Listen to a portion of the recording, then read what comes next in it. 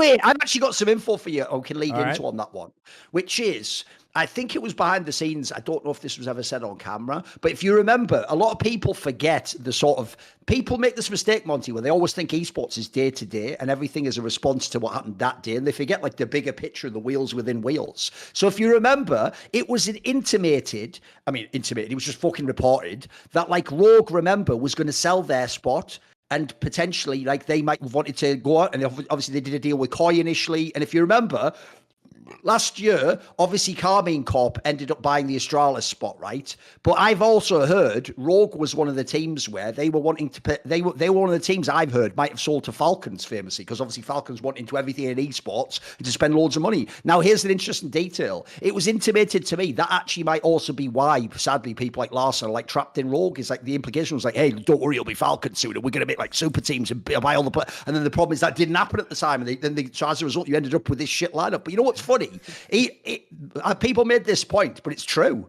It's not even that Rogue have done great GMing, Monty. They've just sat there with a bad roster, and then other people have just thrown away like decent parts. They've picked up the decent parts just off the floor, and then just, that's it. They just got like a way better roster now. Like, they've actually GM'd by not GMing. They just took whoever was available. And what's mad is they actually ended up with like a half decent roster. What's funny is, even though, yes, there are many angles we can meme on with this roster. And by the way, it could hilariously collapse and be really bad. If you actually look at the roster, which if people don't know is going to be like Adam, Malrang's coming back. They're getting Patrick, because obviously Comp is gone. And then, who would they have as support? I forget. Jeonghoon or Execute. Jeonghoon, formerly Execute, obviously used to be on Astralis back in the day with their remembering. Now, here's the funny thing, though. The one thing I can guarantee, and this is the best news about this, Monty, is, look, it could be actually be a solid roster. This looks like it could be a playoff team. But here's the one thing that's good, is Rogue, when they were bad this year, were impossible to watch, Monty, because they did nothing. They were bad and they did nothing. This team, I tell you right now, Monty, a team with Adam, Malrang, and Execute is going to do stuff. The problem might be doing too much stuff, but I'll tell you what, that team is going to have a lot of fucking action, mate. Like, my boy Larson can be farming mid lane, but they're going to be doing some shit on the map. Like, it's going to be a different team than the last Rogue, I'll tell you that. That much I'm certain of. I'm excited to see this because it just has Clown Fiesta written all over it. Oh, like, if anything, this is going to be a very fun team to watch, guys.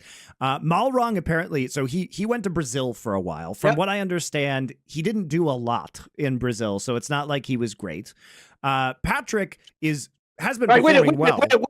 Right, let me just set the scene for people. What Monty just said there, I'm going to place into a larger context, the hyper context, as it were, Monty. So Malrang, who we all said on shows the whole time, isn't even good. Even if you see him now in LEC5, even if you see him winning, he's not good. He's not actually good. What he's doing doesn't make sense, right? That guy went to Brazil. It's not like Monty. I would have hoped you were going to tell me now. And he's just finished being a 4-time CB LoL champion, and he was the greatest player to ever play there. No. Are you ready, Monty? He didn't even succeed in Brazil. So in the same off-season where Jankos was like, sorry, guys, guess there's no teams for me, Malrang's back. What?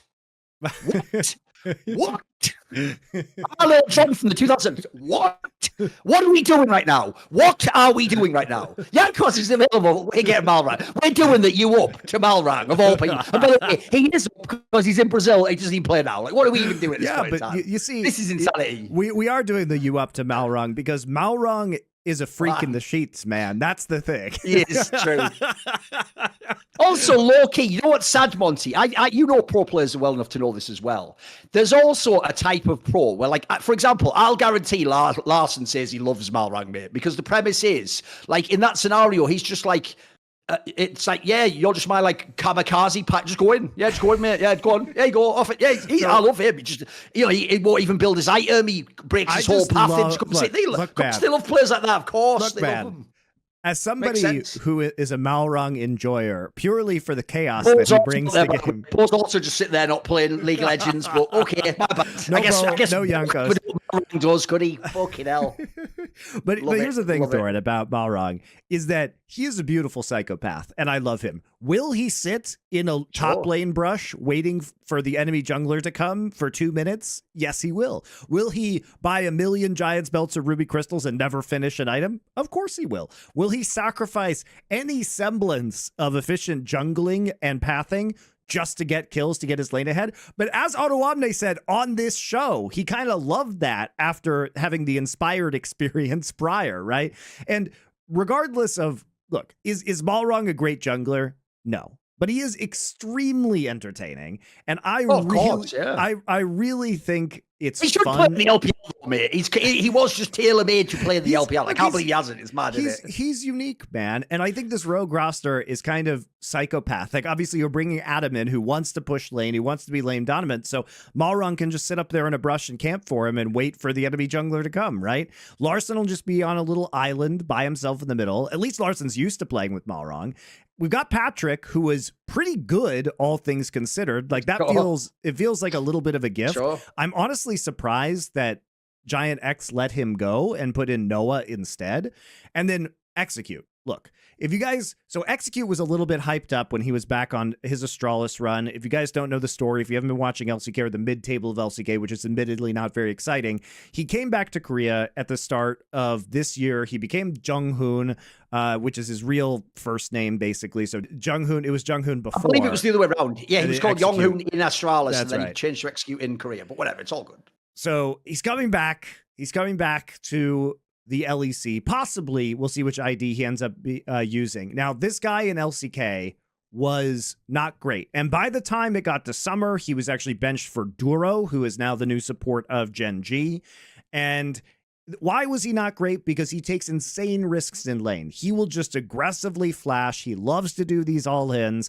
And when they work, they can be spectacular. But oftentimes, I would say more than 50% of the time, they don't end up working. It ends up setting He's him... another player that should be in the LPL. He's another like, spoiler, being like a lunatic pike main doesn't work in the LCK, mate. That's not But here's the beautiful thing, is that he's kind of the support version of Malrang. Yes, yeah.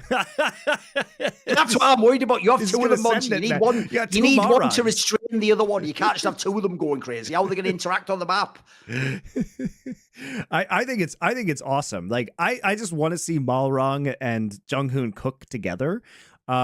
It will be glorious chaos. And so this rogue roster probably is going to pull off one or two wacky upsets at some point in time, purely because of Jeonghoon and Malrang pressing early advantages or getting some significant early advantages that the rest of the team can snowball.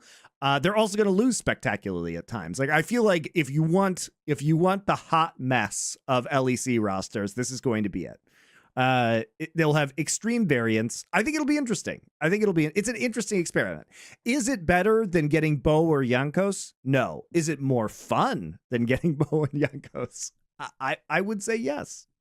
The one problem I have with this move, basically, is exactly that. I feel like it's going to be too much like accelerator and no brakes. Whereas I feel like actually, if you could have signed someone like Jankos, I actually think that would have been perfect. Because the difference is, Adam has shown he respects about fucking nobody in this league. So maybe Jankos is like the one person who could get through to him and like babysit him in some ways. I doubt he's going to respect Malrang, by the way. And then also, like I say, I actually think having two of those people, like fucking Execute and Malrang at the same time, that could be fun, but it also could be really bad. Could be really fucking insane. Like you could just actually lose the game straight up by just people serial inting all over the place. So I don't know about that. We'll see. The problem is it's not a bad, like here's the part people are going to miss is the actual flaw of the player strength of the roster is way better, obviously. Like it's not a bad looking roster. Like for me, this is more like, you know, like the sixth best roster or something. It'll just be like a quality team.